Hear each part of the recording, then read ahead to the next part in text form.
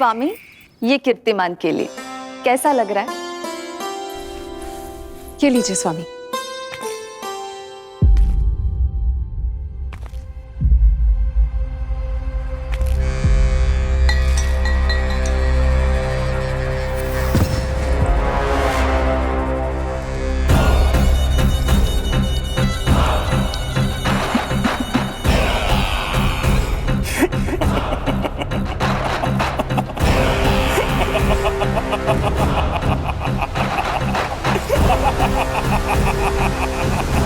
नेत्रों के सामने अपनी संतान की हत्या होते हुए देखना कितना पीड़ादायक रहा होगा ये दृश्य।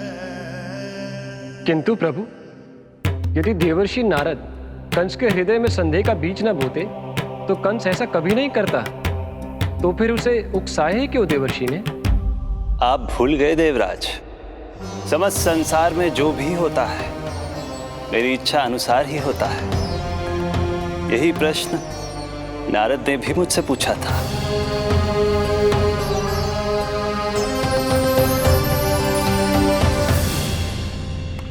नारायण नारायण।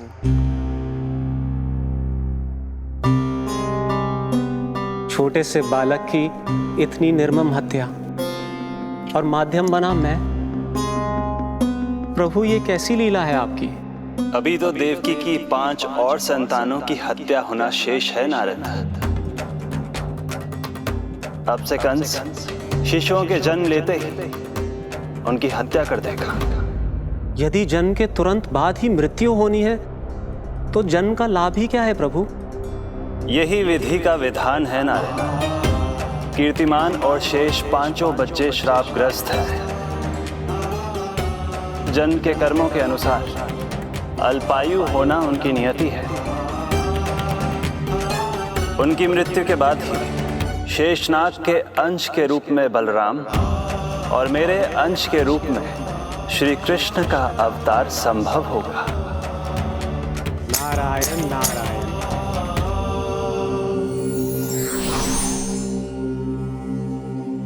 देवकी के पुत्र एक के बाद एक जन्म लेते रहे और उनकी हत्या कर कंस अपने पापों की संख्या में वृद्धि करता रहा। नहीं! मत मारो!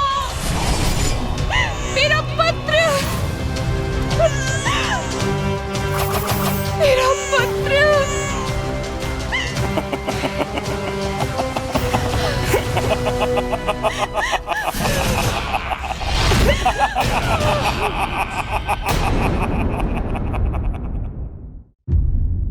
अब उसकी क्रूरता की कथा ऐसे मोड़ पर आ पहुंची जहां से वापसी असंभव है, क्योंकि अभी अभी उसने देवकी के छठे पुत्र का वध कर दिया है।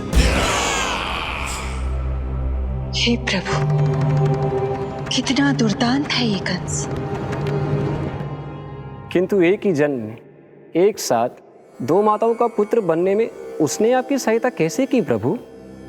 उसके भय ने उससे ये कार्य सहज ही करवा दिया देवराज। जन्म लेते ही माता देवकी के सभी पुत्रों की हत्या कर उसने मुझे विवश कर दिया है। अब जीवित रहने के लिए मेरे अवतार को माता देवकी की कोख से जन्म लेने के तुरंत बाद मैया यशोदा के पास गोकुल जाना ही होगा। और इस प्रकार कंस के कारण एक ही जन्म में 2 माताओं का पुत्र बनने का आपका वचन सत्य सिद्ध होगा। आपकी लीला अपरंपार है प्रभु। आप सब अब निश्चिंत होकर जाइए। मेरे अवतार के जन्म होने की घड़ी अब निकट ही है। हम धन्य हुए प्रभु। हम धन्य हुए प्रभु।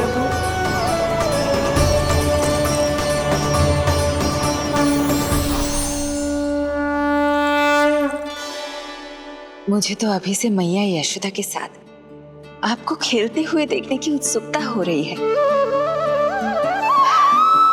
उनकी प्रवृत्ति कितनी निराली है। क्रोध ना करूं तो क्या करूं? देखिए इसकी शैतानी, फिर चला गया सुलक्षणा के बगीचे में फूल खाने।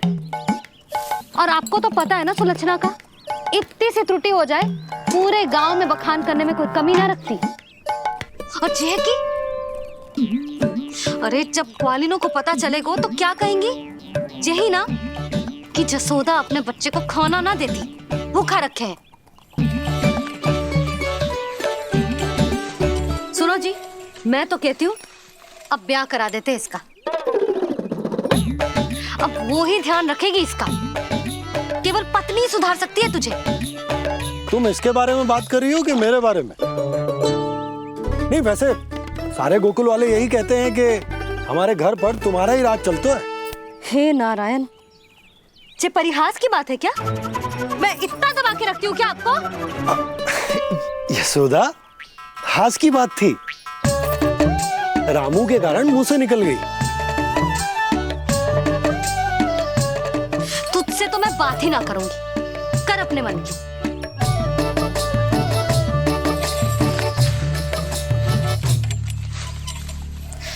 पता है तुझे कितना क्रोध आता है जब तू ऐसे बिना बताए घर से चला जाता है? प्रेम है जे मेरा, चिंता है मेरी। तुझे कुछ हो जाए तो अपना लल्ला माना है तुझे।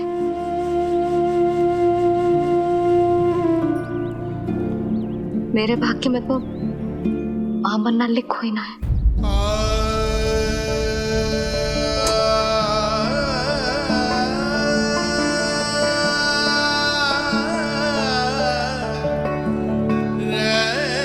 यशोदा,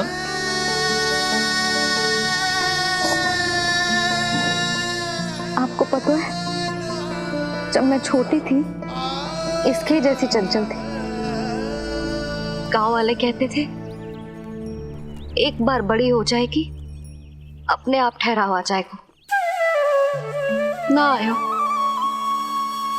फिर बड़े बूढ़े कहने लगे चिंता की कछु बात ना है, एक बार शादी हो जाएगी सब ठीक हो जाएगा। ना हुआ। फिर सबन ने कही एक बार बालक हो जाने दो, गोद भर जाएगी अपने आप परिपक्व हो जाएगी। पर गोद तो भरी ना मेरी। बालक तो हुआ ही ना। उस पर जब जे भी भाग जाता है तो मुझे रह रह के यही स्मरण होता है कि कमी मुझ में ही है। मैं ही किसी बात का ध्यान न रख पाती। संभव है यही कारण से नारायण ने बालक ना दियो मुझे। यदि देते तो बहुत बुरी मैया बनती मैं। यशोदा, क्या होगा तुम्हें? कहाँ की बात कहाँ लेकर जा रही हो तुम?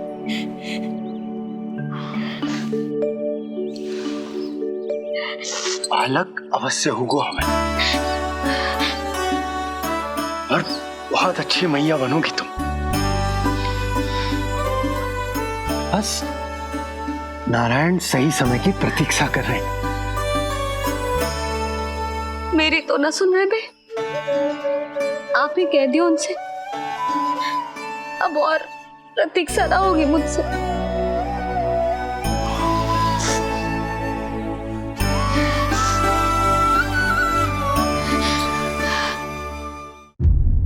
प्रतीक्षा तो अब मुझसे भी नहीं हो रही मैया। तो फिर मैया की इच्छा पूरी कीजिए प्रभु। जिस क्षण की प्रतीक्षा मुझे इतने वर्षों से थी, बस अब वो निकट है।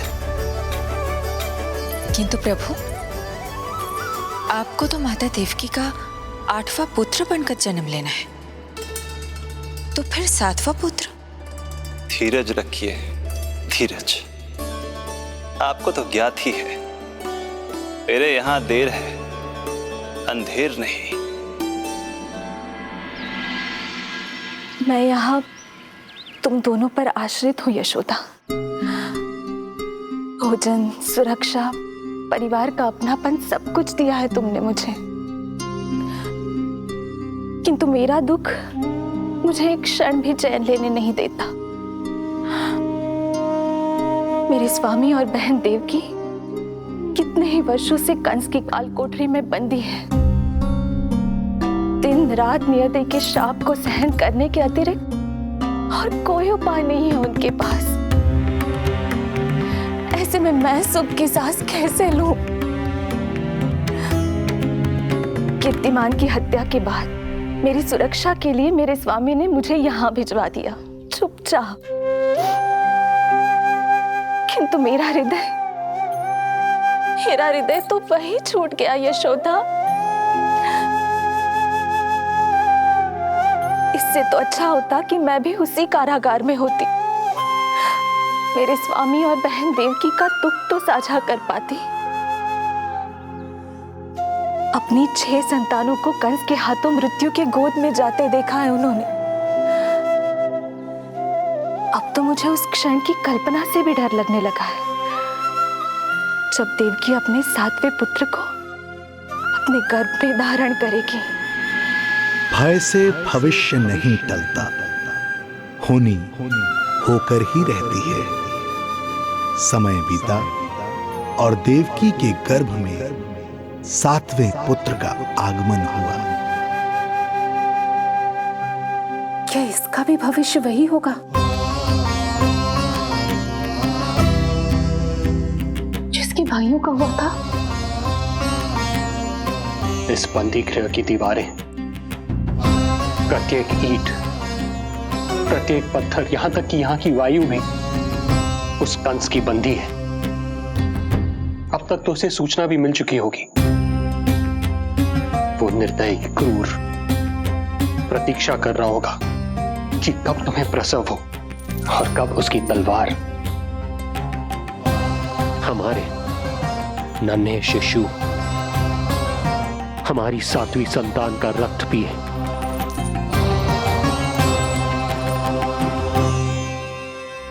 दुर्जन, तुम देवकी की कालकोठरी के बाहर स्वयं उपस्थित रहोगे, प्रत्येक पल 8 प्रहर। जैसे ही शिशु पहली श्वास ले, तुम मुझे सूचित करोगे। अवश्य महाराज, आज्ञा दें।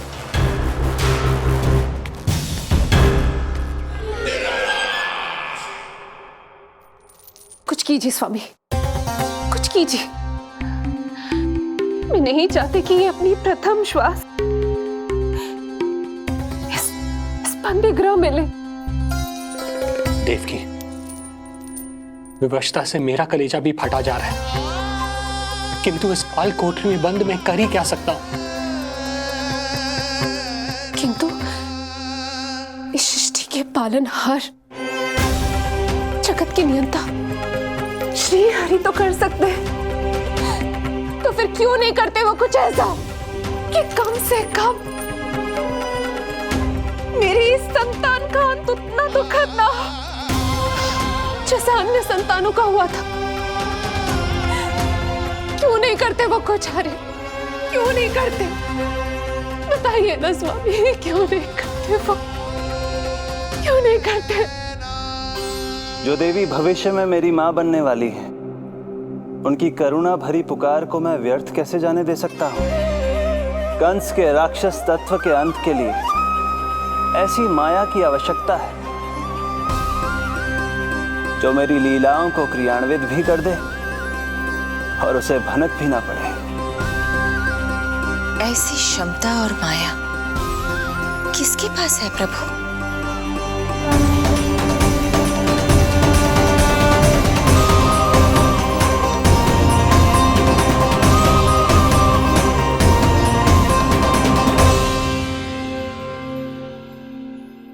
ओम नमो आकर्षिणी ज्वाला मालिनी, ओम नमो भगवती क्लेशनाशिनी।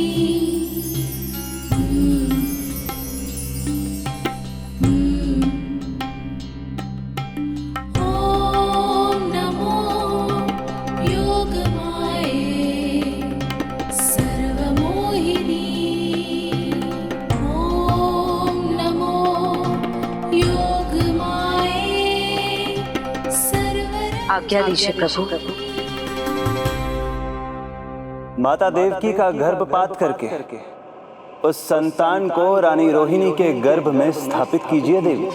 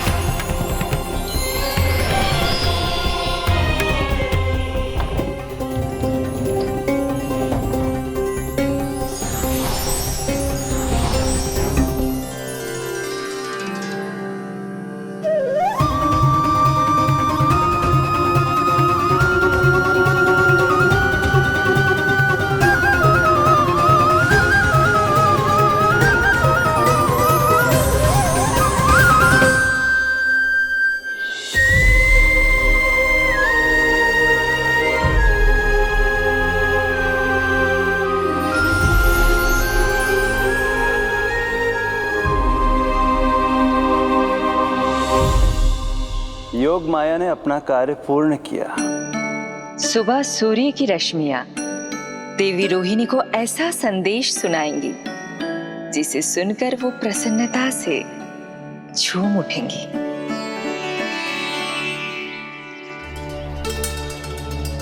यादव कुल के नए राजकुमार के आगमन पर बहुत बहुत शुभकामनाएं रानी।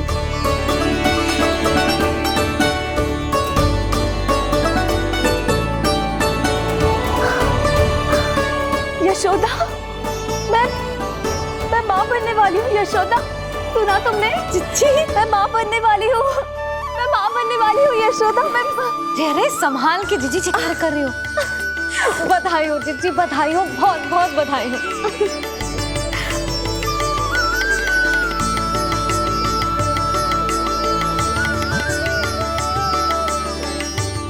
विधि का विधान भी विचित्र होता है। रोहिणी, जिनका ये पुत्र नहीं है, वो प्रसन्न है, किंतु देवकी, जिनका ये पुत्र है, वो व्याकुल है।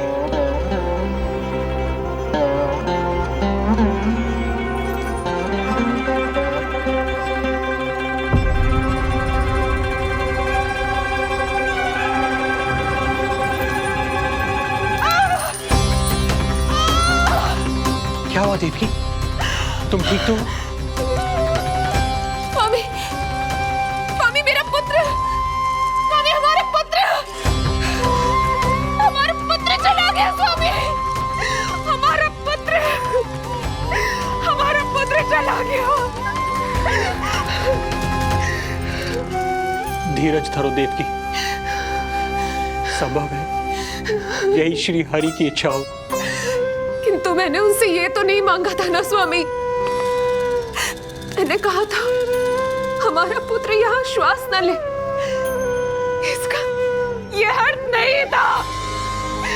क्यों किया नारायण ने ऐसा? क्यों किया?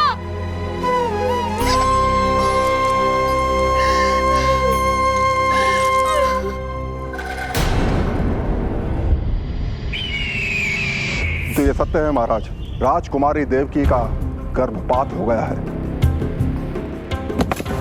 बच गया वो शिशु। किंतु यदि मेरे हाथों उसकी मृत्यु होती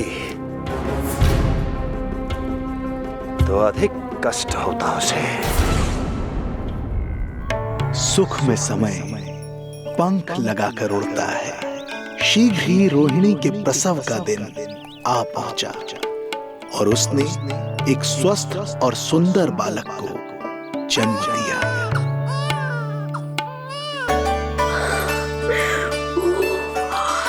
लो जिज्जी, संभालो अपने लल्ला को, जी भर के निहार लो इसे।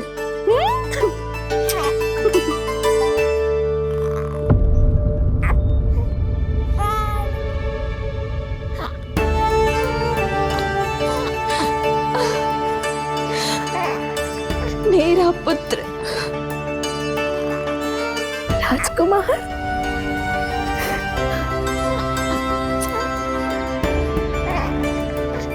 अच्छा जीजी, मैं तनिक इनको भी सूचना देकर आती हूँ। वसुदेव भैया तक भी तुझे शुभ समाचार पहुंचाना है। राजकुमार कौन है? हाँ, गोकुल का राजकुमार है। हाँ, गोकुल का राजकुमार है, मेरा बच्चा। बल तो इतना है कि पूछो ही मत आप। एक बार उंगली पकड़ लेना तो उसके बाद छुड़ाना अत्यंत कठिन हो जाता है। और दृष्टि ऐसी कि एक बार में मन मोह ले। भगवान श्री राम की भांति सबको प्रसन्न रखता है। बस तो फिर उसका नाम बल राम रखना। तो फिर उसका नाम बल राम रखना। देवकी, बधाई हो, तुम छोटी मां बन गई। भैया, आप दोनों कछु चिंता न करियो। बलराम का लालन पालन मेरा उत्तरदायित्व है।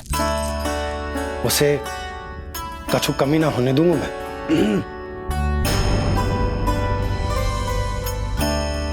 मुझे चलना चाहिए। कितने वर्षों बाद तुम्हारे कारण शुभ समाचार मिला है हमें। श्री नारायण हमेशा तुम पर कृपा बनाए रखें।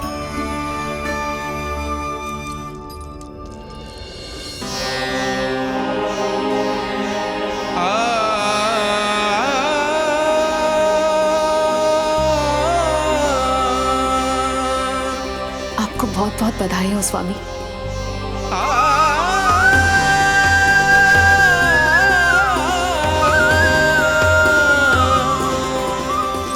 देवकी, क्या हुआ?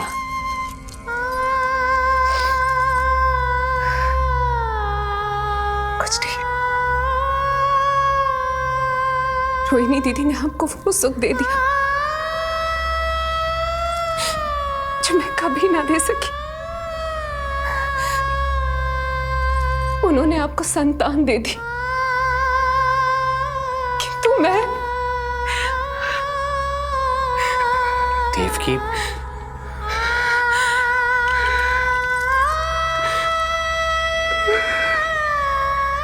इस समय जो व्यथा माता देवकी की है वही पीड़ा माता यशोदा की भी है। माता देवकी की ममता अपनी सभी संतानों को खोने की वेदना से त्रस्त है,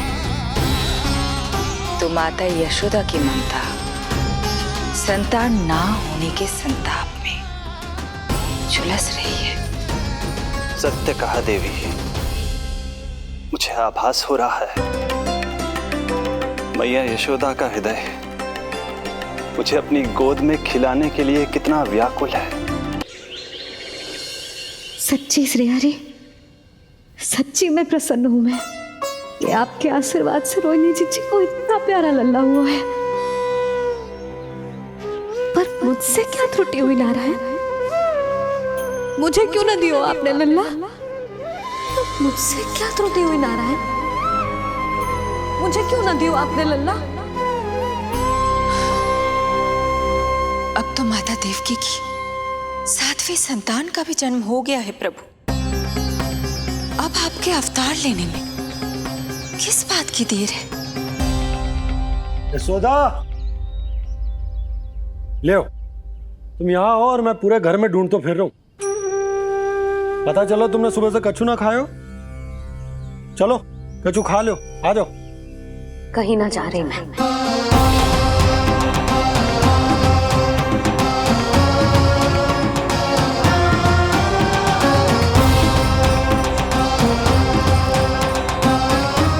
क्या हो वो?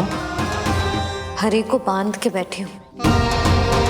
जब तक मेरे प्रश्नों के उत्तर ना देंगे, ना कहीं जाऊंगी ना कछु खाऊंगी। कौन से प्रश्न और कैसे उत्तर? गोकुल की प्रत्येक स्त्री को ममता का वरदान दिया है आपने, तो नारायण मुझसे ऐसा कौन सा अपराध होगा कि आपने मुझे अभी तक इस सुख से वंचित रखा है?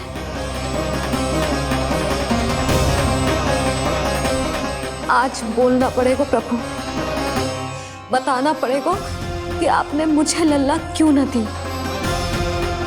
क्या आपको पता ना है, जैसे भगवान अपने भक्तों के बिना अधूरे होते, वैसे मैया भी संतान के बिना अधूरी होते।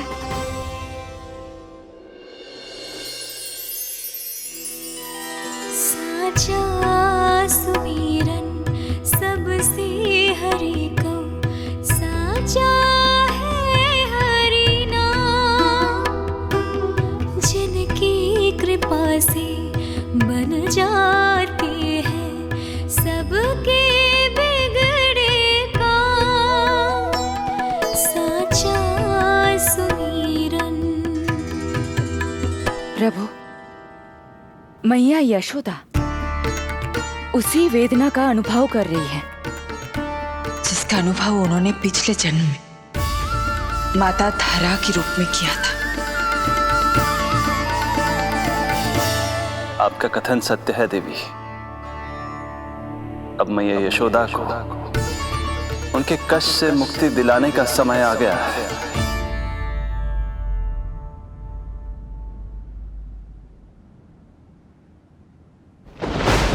उठो पूर्णा, शीघ्र ही यशोदा के यहाँ पुत्र का जन्म होगा। नक्षत्रों की गति से उत्पन्न संकेतों को देखो।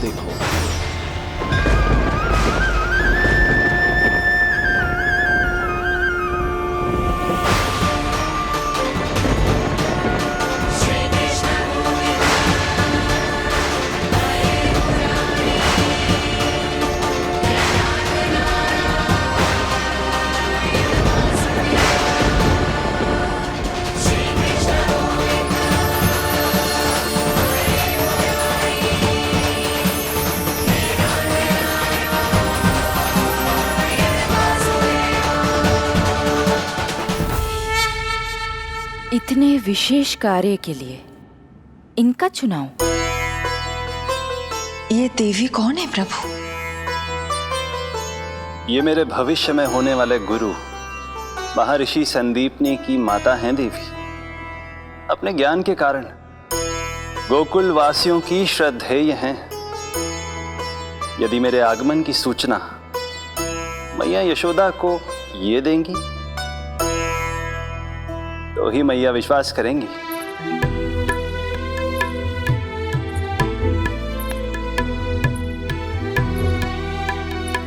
आंगन खाली, आंचल खाली, सूखे उपवन की मैं माली।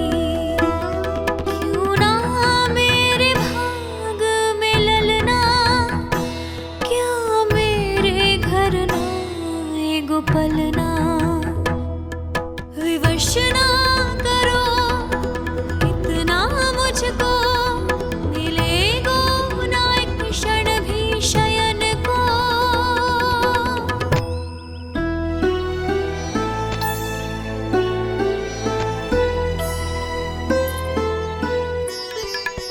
मैं जिसे सुलाऊं जो मुझे जगाए, प्रभु दे दो ना वरदान। साचा सुमीरन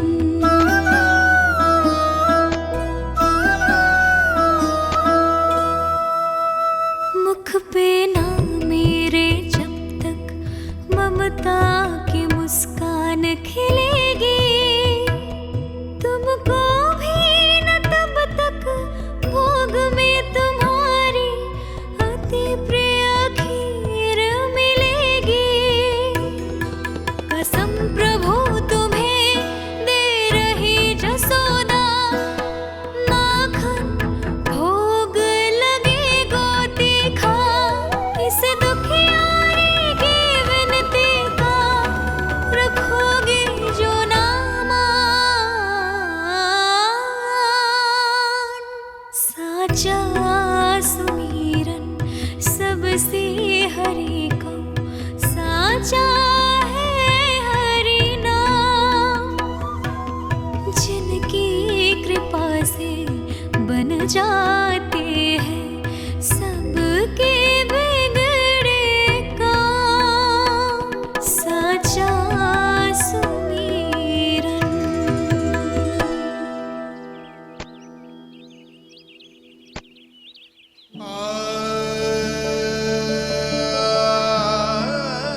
यशोदा, मैं तुम्हारी व्यथा समझ रहा हूं, पर खाना छोड़ना अच्छी बात ना है। श्री हरि तुम्हारी पुकार अवश्य सुनेंगे। भरोसा रखो। लो, कछु खा लो। भगवान से हट करना सही बात नहीं है यशोदा। भूखे प्यासे रहे प्राण देने हैं क्या? यशोदा,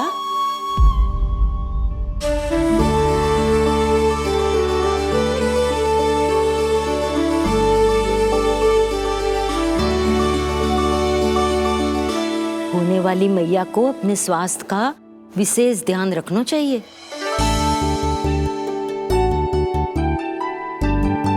खाना खा।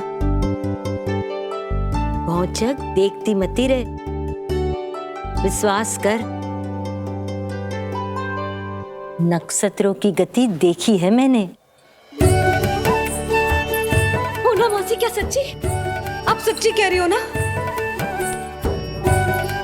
भाद्रपद माह की अष्टमी तिथि को रोहिणी नक्षत्र में जब सूर्य सिंह राशि का होगा और चंद्र वृषभ राशि का, तब मध्य रात्रि तेरे लल्ला का जन्म होगा।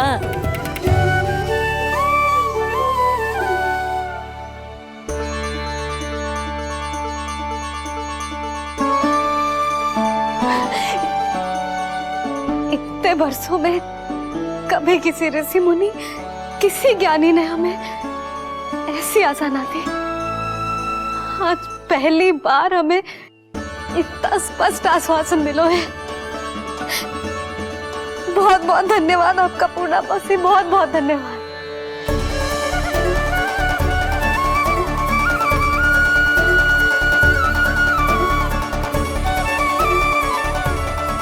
ना, मौसी को धन्यवाद ना देते लाली, मौसी से आशीर्वाद लेते हैं। ला लड्डू ला।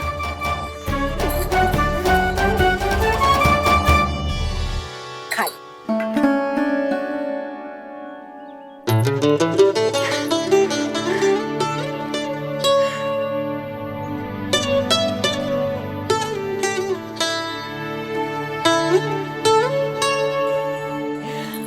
बस अब तुझे केवल उस क्षण की प्रतीक्षा करनी है। मैं मैया बनने वाली हूँ। सुना आपने? मैं मैया बनने वाली हूँ, आप बाबा बनने वाले हैं। हरि ने कृपा कर दी हम पर। तुम्हारे प्रश्नों के उत्तर दे दिए नारायण ने। चलो अब शीघ्रता से भोजन कर लो। मैं जा रही हूँ रोहिणी जीजी को बताने। अरे पर भोजन पूर्णा मौसी जो कह देती है वो होके रहता है।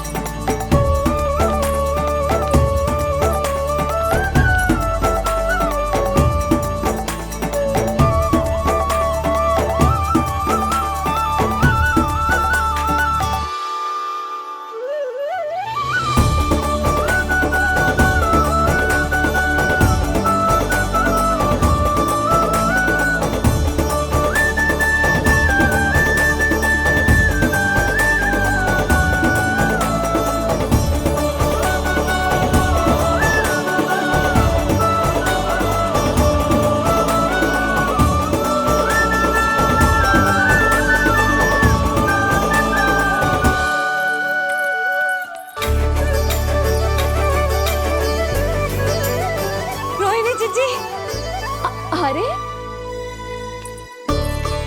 अरे अरे मैं मैया बनने वाली हूँ, लल्लाओं को घरे घर। क्या? पूरी मौसी ने बताई। सच? अब अपने अंश का निर्माण करने का समय आ गया है।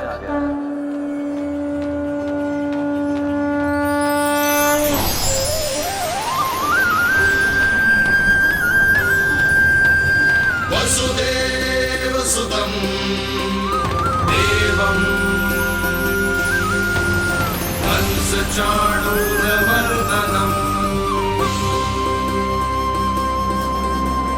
यशोदा परमानन्दम् कृष्णं वन्दे जगद्गुरुं कृष्णं वन्दे जगद्गुरुं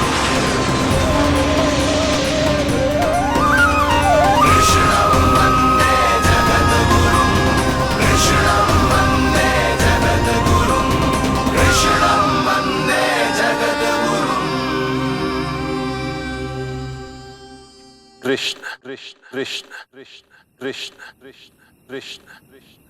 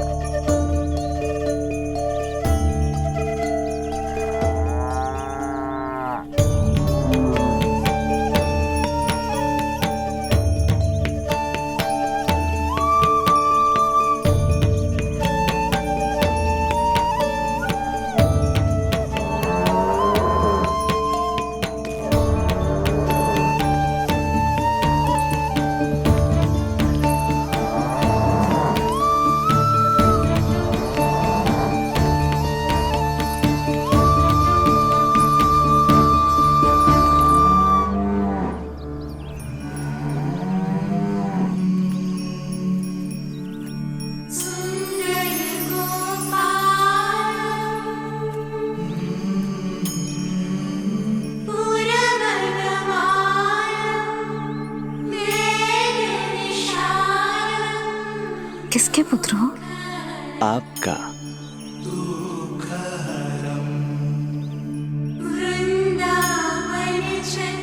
आपकी गोद में शीघ्र ही खेलने के लिए मैं आतुर हूं मैया। कछु विचित्र लग रहा है। कौन हो तुम? मैं हूं श्री विष्णु का अवतार।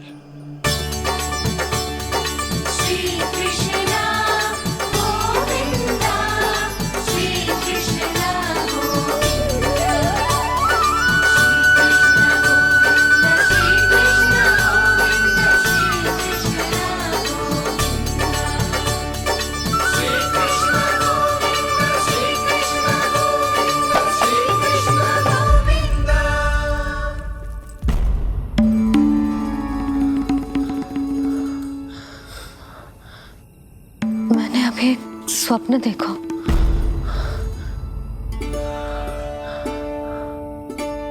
क्या वो स्वप्न वन में था?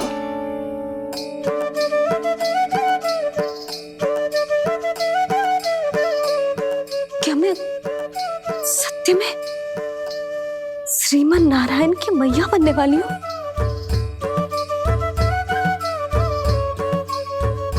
यशोदा ने स्वप्न में जो देखा था, सांसारिक माया के कारण वो उस पर विश्वास करने में असमर्थ थी। मुझे भरोसा ना हो रहा है। ये तो संभव ही ना है। मैं श्रीमन नारायण की मैया कैसे बन सकती हूँ? परंतु स्वप्न इतना सच्चा, इतना वास्तविक था यशोदा। ऐसा लगो जैसे स्वप्न ना है, सच की परछाई। आप मेरा उपहास कर रहे हो ना?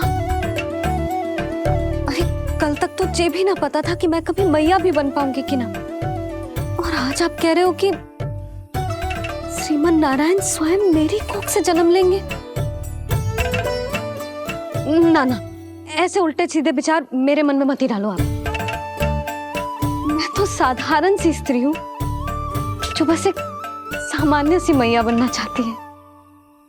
मुझे तो बस एक सामान्य सा लल्ला चाहिए, छोटा नटखट प्यारा सा मेरा बाल गोपाल। मेरा लाडला होगा वो, मेरा राज दुलारा, मेरी आंखों का तारा।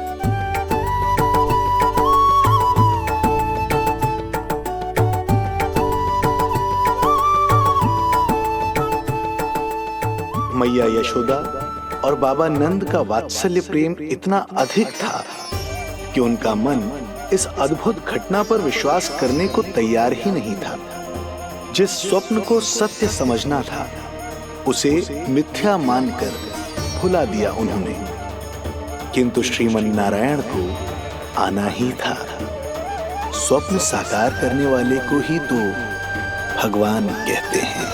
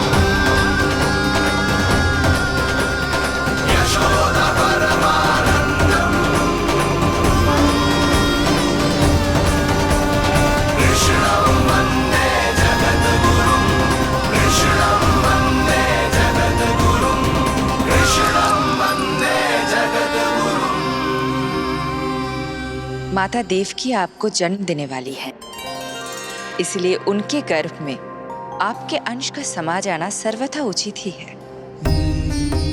किंतु मैया यशोदा के हृदय में आपने अपने अंश का धाक स्थापित किया है। इसका अवश्य ही कोई ना कोई कारण होगा। मेरे अंश के ये दोनों भाग तन और आत्मा हैं देवी। माता देवकी मेरे तन को जन्म देंगी, किंतु मेरी आत्मा का जन्म मैया यशोदा के हृदय से होगा। जब मैया प्रथम बार मुझे अपने हाथों में थामेंगी, मेरे अवतार की आत्मा और तन एक दूसरे से जा मिलेंगे और तभी मेरा अवतार पूर्ण होगा। मैं और यशोमती मैया एक दूसरे के साथ हृदय से जुड़ेंगे। इसीलिए समस्त संसार में हम दोनों की जोड़ी एक माता पुत्र की अद्भुत जोड़ी के रूप में जानी जाएगी।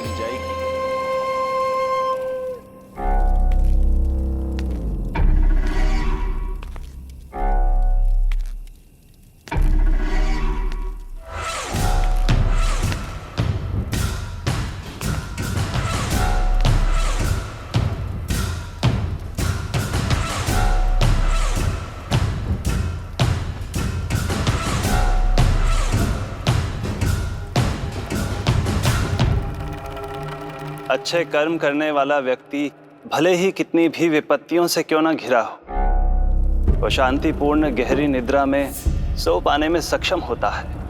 किंतु यदि कोई व्यक्ति दुष्ट हो, क्रूर अत्याचारी हो या चोरी, हिंसा, हत्या जैसे जघन्य अपराध करता हो, तो फिर भले ही उसके पास कितनी भी संपत्ति और शक्ति क्यों ना हो, वो कभी शांतिपूर्ण निद्रा में नहीं सो पाता।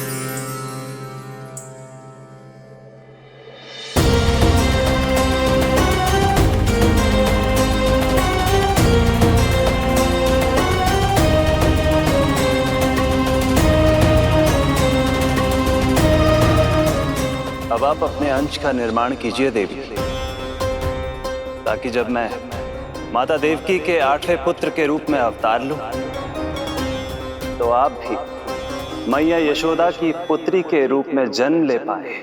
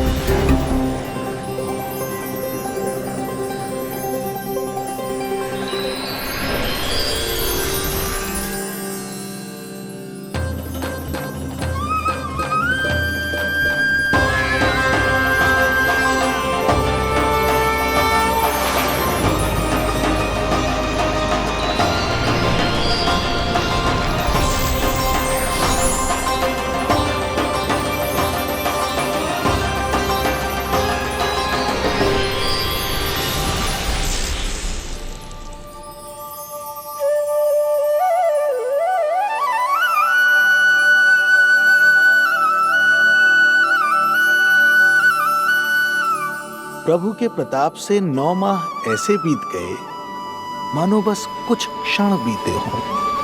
देखते ही देखते वो शुभ घड़ी, मैया यशोदा के लल्ला के जन्म की घड़ी आ गई।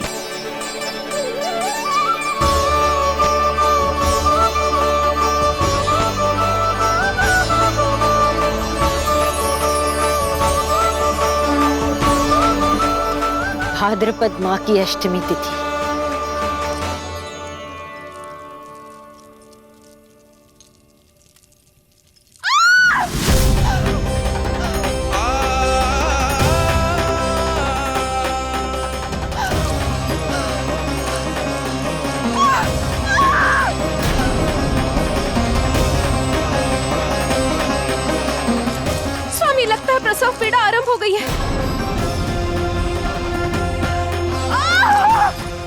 देवकी, संभालो अपने आप को, धीरज रखो। जीजी, यशोदा, दाई माँ।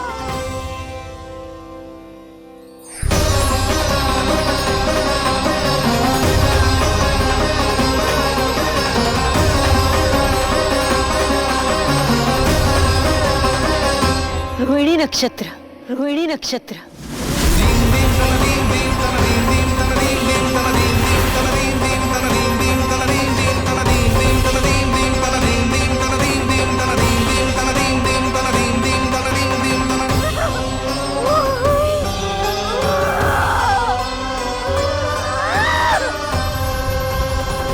सूर्य सिंह राशि में और चंद्र वृषभ राशि में, यही तो है अधर्म के विनाश और धर्म की स्थापना का संकेत। देवकी, तुम चिंता मत करो, सब ठीक हो जाएगा। किंतु कैसे स्वामी? भैया की तलवार की धार विनाश की बिजली बनकर मेरे आंखों के सामने चमक रही है। देवकी, तुम विश्राम करो।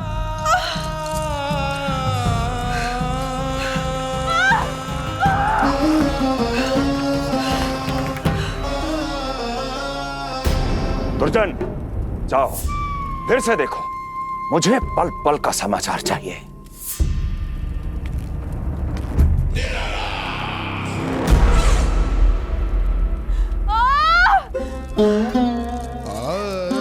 जैसे ही मेरा पुत्र मेरे सुरक्षित कोख छोड़कर इस संसार में आएगा, भैया कंस मेरी ममता को मिले इस वरदान को मुझसे छीन लेंगे।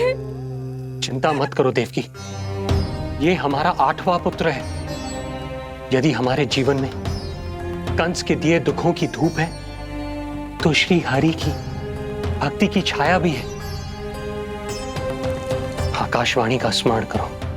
आप स्मरण कीजिए, कितनी क्रूरता से भैया ने हमारी सभी संतानों का जीवन प्रारंभ होने से पहले उनको नष्ट कर दिया।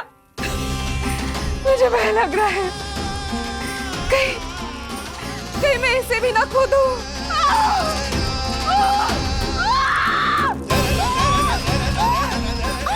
अब और प्रतीक्षा ना हो पाएगी मुझसे, अब और प्रतीक्षा ना हो पाएगी।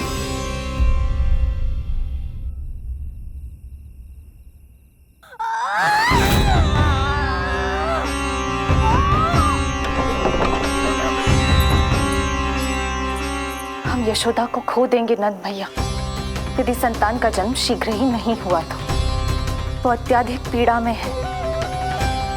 वैद्य जी ने जो प्रसव की घड़ी बताई थी, वो भी कब की बीत चुकी है। भाभी, आप दाई माँ से कहियो कि मेरी पत्नी और संतान को बचाने की हर संभव चेष्टा करें।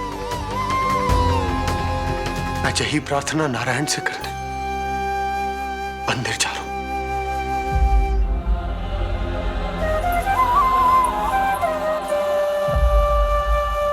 प्रभु, मैया योग माया को जन्म क्यों नहीं दे रही है? मेरा ही तो शक्ति तत्व है योग माया। वो तभी जन्म ले सकती है जब मेरे 8वें अवतार श्री कृष्ण का जन्म होगा। तो प्रभु, अब आपको किस बात की प्रतीक्षा है? जब निश्चित प्रहर का अंत होगा और शून्य काल का प्रारंभ, तभी तो होगा जयंती योग, लल्ला के जन्म का योग। बस अब कुछ ही क्षणों।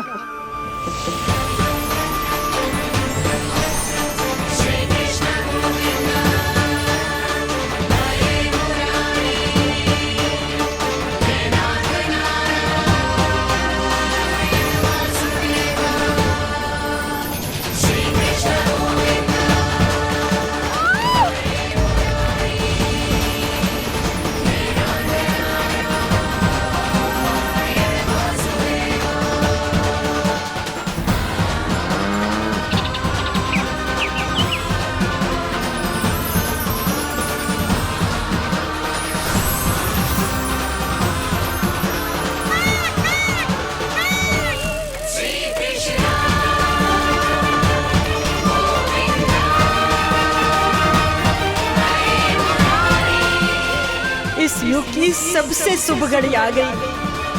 प्रारंभ हो गया दिव्य शून्यकाल।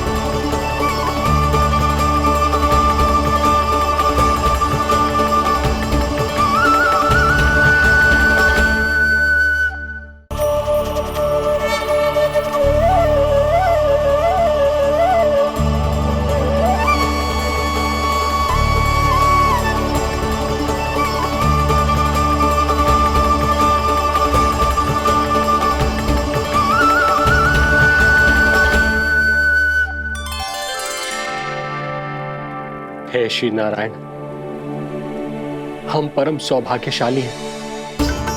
हमारे पुत्र के रूप में आप स्वयं पधारे हैं। यदि मैं कारागार से बाहर होता तो ब्राह्मणों को 10 सहस्त्र गायों का दान करता, किंतु प्रभु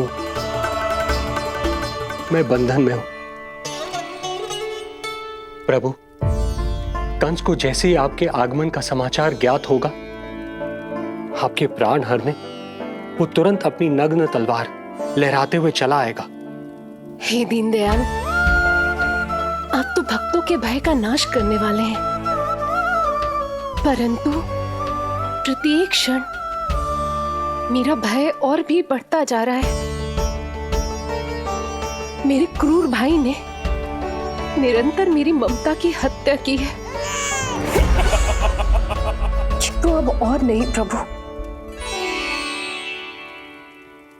आप कोई ऐसी लीला दिखाई ताकि उस पापी को आपके जन्म के विषय में पता ही ना चल पाए।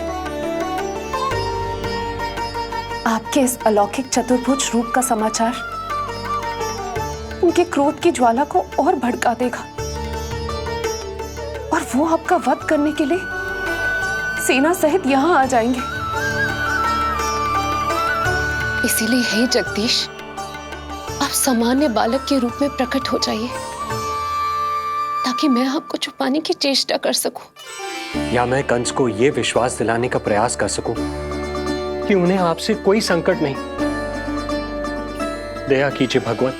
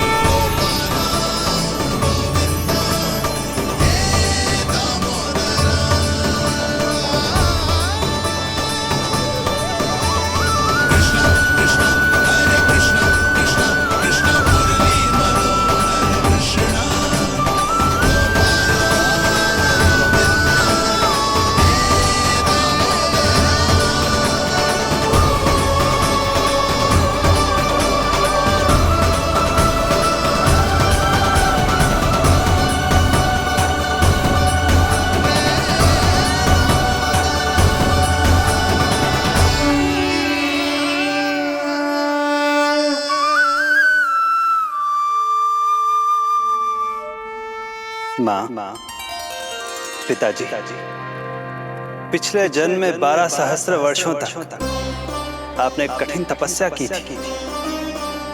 मूसलाधार वर्षा, घनघोर आंधी, चिलचिलाती हुई धूप और अस्थियां जमा देने वाली ठंड, सभी कष्ट सहे थे आपने, केवल इसलिए कि आप मुझे पुत्र रूप में प्राप्त कर सके। और आज जब मैं आपके सामने हूं, तो आप कंस के भय से व्याकुल हैं और पुत्र के रूप में एक सामान्य बालक चाहते हैं। मेरे माता पिता होने के नाते आपकी इच्छा का पालन करना मेरा कर्तव्य है। मैं एक सामान्य बालक का रूप धारण करूंगा। आपको मेरे लिए चिंतित होने की और कंस से भयभीत होने की आवश्यकता नहीं। मेरा जन्म पृथ्वी पर धर्म को पुनः स्थापित करने के लिए ही हुआ है, किंतु अभी समय कम है। यशोदा रानी की चेतना जा रही है, ये इनके प्राणों के लिए शुभ संकेत नहीं है। यशोदा, आंखें खुली रखो। यशोदा, यशोदा, आंखें खुली रखो।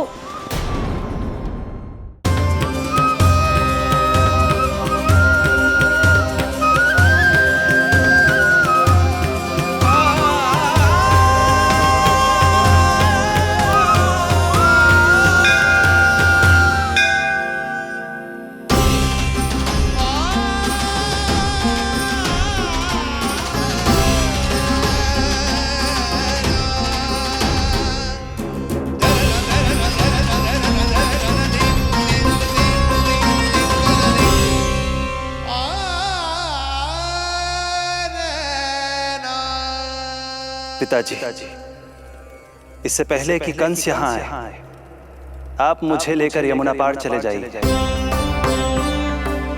और वहां गोकुल में अपने भाई नंद के संरक्षण में मुझे छोड़ उनके यहाँ जन्मी पुत्री को यहाँ ले आइए। उसके प्राणों की चिंता मत कीजिए मां, जो हो रहा है मेरी ही लीला है। अब जाइए पिताजी, शीघ्रता कीजिए।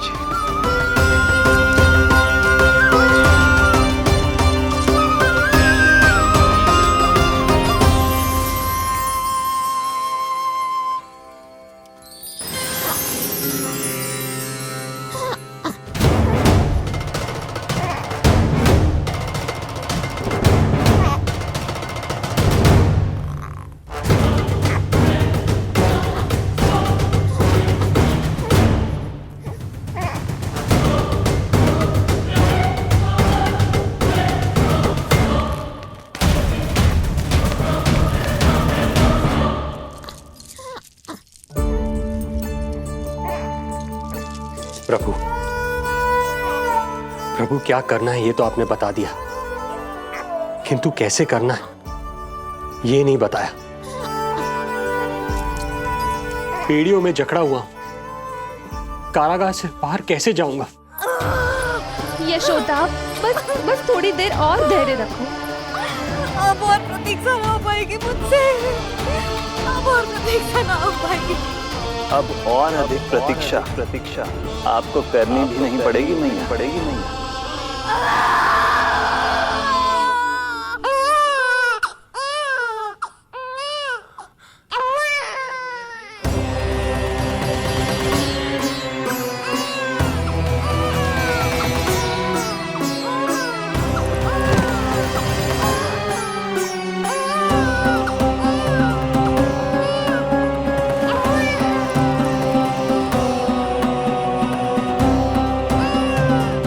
योगमाया को जन्म देते ही मैया यशोदा अचेत हो गई, किंतु अपनी सुध-बुध खोने वाली वो अकेली नहीं थी। इससे पहले कि कोई नन्ही योगमाया को दृष्टि भर कर देख पाता, संपूर्ण गोकुल उनकी किलकारियों के प्रभाव से गहरी निद्रा में सो गया। योग माया को जन्म दे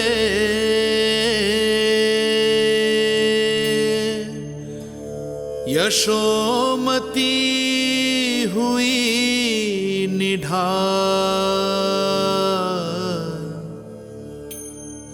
कोख जनी ना लख सकी, समय की ऐसी चाल, समय की ऐसी चाल।